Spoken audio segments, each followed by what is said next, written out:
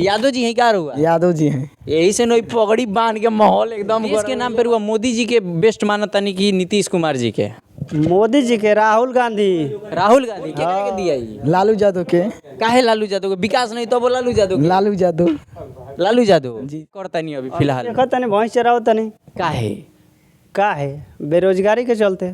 तो लालू यादव राउरे तो नेताजी बाड़े तब हुआ भैंस चार कहाँ रहा? यादव जी हैं और कह रहे हैं कि अगर हमारी पार्टी, हम लालू यादव के समर्थक और लालू पूर्वजों से ही लालू यादव को मानते आ रहे हैं, उसके बाद अगर लालू यादव की पार्टी किसी गलत आदमी को टिकट देती है लोकसभा में तो हम उनको वोट नहीं करेंगे। भी गलत आदमी का टिकट दे दी, गलत कर तो हमने थोड़ा कटे। तो पब्लिक पॉइंट में आपके संग प्रिंस मिश्रा, इसे जातीय जनगणना हुआ उसके बाद से 2024 के लोकसभा चुनाव को लेकर बिगुल फूका जा चुका है पूरे देश में। तो हम सिवान लोकसभा के एक दरौंदा विधानसभा के अंतर्गत एक गांव में आए हुए हैं। यहाँ पे तमाम चरवाहागण मौजूद हुए, इनसे हम बात करेंगे, इनका ओपिनियन लेंगे क्या है ना है।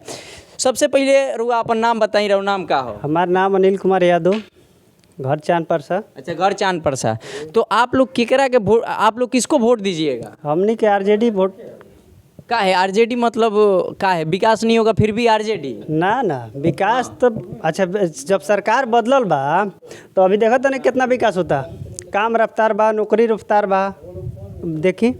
अच्छा, मान ली जैसे अपराध का ग्राफ बढ़ गया है, तो अपराध का ग्राफ अगर बढ़ गया है, कई लोग कह रहे हैं कि जंगल राज पार्ट 2 आ गया, तो इसको आप मानने के लिए तैयार हैं कि जंगल राज आया है? ऐसे कहाँ मानने के लिए तैयार हैं?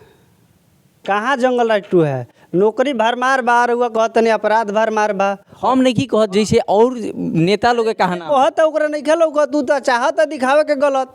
अबे देखी कितना नौकरी आइला, अभी फिर बिहार पुलिस भर्ती बा, अभी फिर देखी हर सरकार इतना दिन से जब एती होत रहा सा ऐका काला भर्ती होई तो पहले ही पेपर चेक हो जाए, लिंक हो जाए, आ पहले ही महाराज बिहार पुलिस के है न पेपर लीक। बताओ तनी तो ई देखी अभी एग्जाम के पहले कितना जना धरा गए, लीड धरा गए, देखी लीक भइल पेपर, तो एग्जाम कैंसिल हो गई। तो सरकार तो अपना मुद्दा पर सही काम करती है नू, ओमे भी सरकारी आदमी के 12-15 जना सस्पेंड हो गए। सस्पेंड हो गई तब रउआ देखते बानी न्यूज। 24 के चुनाव के लेके देश और राज्य बहुत अंतर चीज है।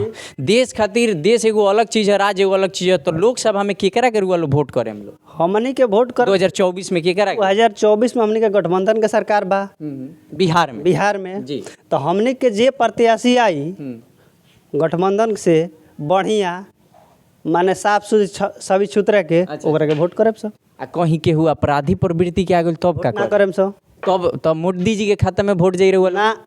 जे भी ओमे आई बढ़िया कैंडिडेट, निर्दलीय भी आ सकत रहे। अच्छा, निर्दलीय के भी सपोर्ट आप लोग कर दीजिए? कर सकत नहीं, काहे ना करेब।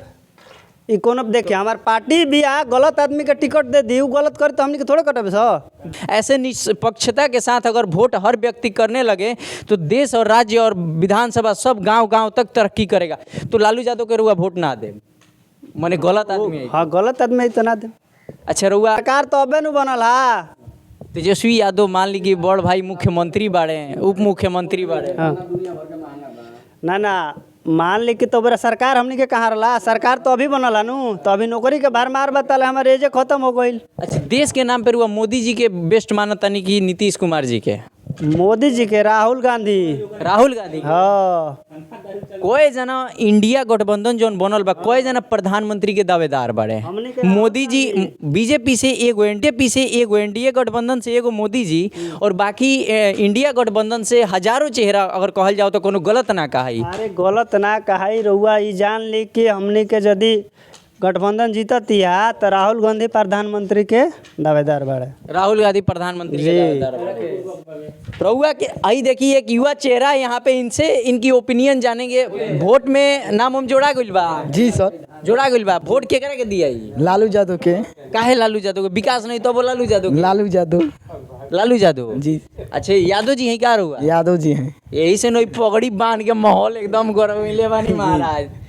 अब बताइए रउआ युवा बानी, आपको तो नौकरी का जरूरत है, नौकरी करना चाहिए, तो आप बताइए गाय भैंस चरा रहे हैं पढ़ लिख करके, तो ये कहाँ तक जायज़ है? और फिर भी रउआ कहता नहीं कि हम लालू यादव के वोट करें, कहाँ तक? का है ना, हम लालू यादव हमन के नेता हुन। अब मान ली घर के बड़ सदस्य खराब हो जी तो ओकरे के कहा कि हमार मालिक होंगे काहे ना कतनो खराब होई तो मने अपने अपने हो। देख ली कितना बढ़िया यहाँ के सोच बा कहते नहीं कि कितना भी मेरा नेता खराब हो लेकिन चुनेंगे हम उसी को। 24 में केकरा के चुनाव दीजिएगा आप, किसको चुनाव दीजिएगा? लालू यादव की। लालू यादव को चुनिएगा। प्रधानमंत्री किसको बनाना चाहिए? तेजस्वी यादव को। जी। तेजस्वी यादव को प्रधानमंत्री बनाइएगा। मुख्यमंत्री। अच्छा मुख्यमंत्री बनाइएगा। आई